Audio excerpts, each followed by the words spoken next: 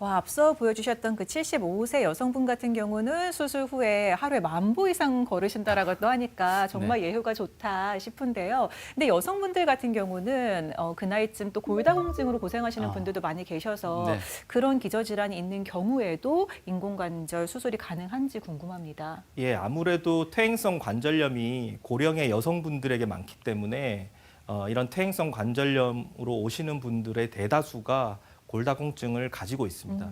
그렇지만 골다공증이 있다고 해서 수술을 못 받는 건 아니고요. 수술할 때 제가 뭐 조심을 하고 한다면 수술을 하는데 크게 문제는 없고 수술 후에 재활이나 경과도 큰 차이는 없습니다.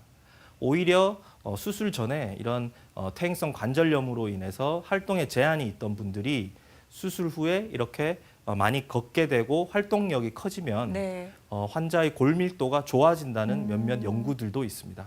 또한 최근에는 이런 골다공증과 관련된 여러 가지 좋은 주사제들이 많이 나와 있기 때문에 부작용이 예전보다 상당히 적어서 골다공증이 있는 분들이라도 수술에 제한이 있는 것이 아니고 무릎 전문의와 상의를 해서 적절하게 수술을 받으시고 수술 후에 골다공증 관리를 하신다면 큰 문제 없이 수술을 진행할 수 있을 것 같습니다. 네.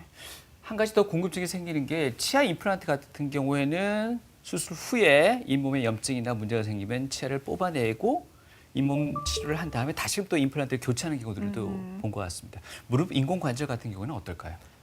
예, 말씀하신 것처럼 무릎 인공관절 수술의 가장 치명적인 부작용이 아마 수술 후에 이제 치환물 주위의 감염입니다. 네. 82세 여성분이셨고 오른쪽 무릎이 붓고 열이 난다고 오셨습니다. 기저질환으로 당뇨가 있으셨고 15년 전에 다른 병원에서 인공관절 수술을 시행했던 분입니다.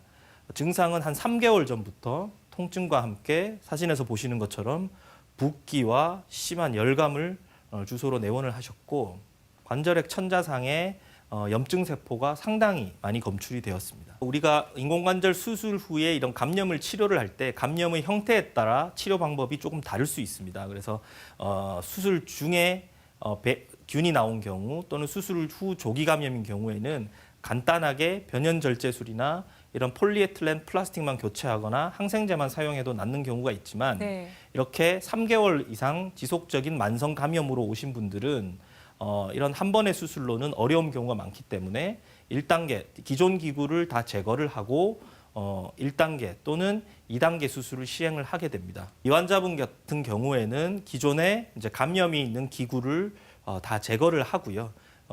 엑스레이에 보시는 것이 이제 항생제가 함유된 시멘트입니다. 그래서 기계가 제거된 무릎의 빈 공간에 이렇게 항생제가 함유된 시멘트를 넣고 한 6주에서 2달 가까이 항생제를 쓰면서 피 검사를 통해서 염증이 충분히 호전되었다고 판단이 되면 그때 재수술을 계획을 하게 됩니다. 이 환자분 같은 경우에는 약 8주간 항생제를 쓰고 염증 수치를 우리가